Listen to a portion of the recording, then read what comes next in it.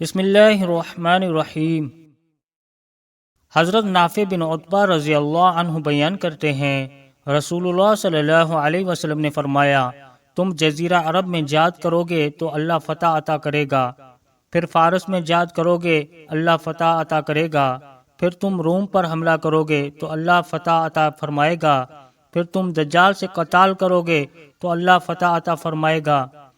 مشکات المصابیح حدیث نمبر 5419۔ حضرت عوف بن مالک رضی اللہ عنہ بیان کرتے ہیں، میں غزوہ تبوک میں نبی صلی اللہ علیہ وسلم کی خدمت میں حاضر ہوا جبکہ آپ چمڑے کے ایک قبے میں تھے۔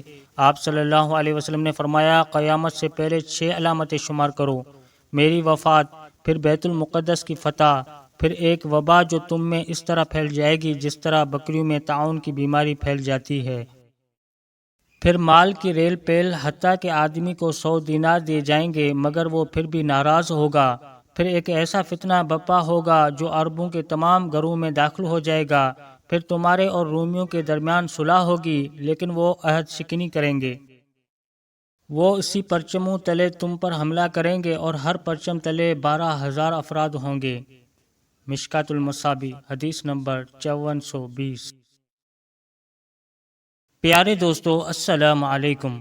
اگر آپ حضرات کو یہ ویڈیو اچھی لگی تو ہمارے چینل کو لائک، سبسکرائب اور شیئر ضرور کریں۔ جزاک اللہ خیرہ۔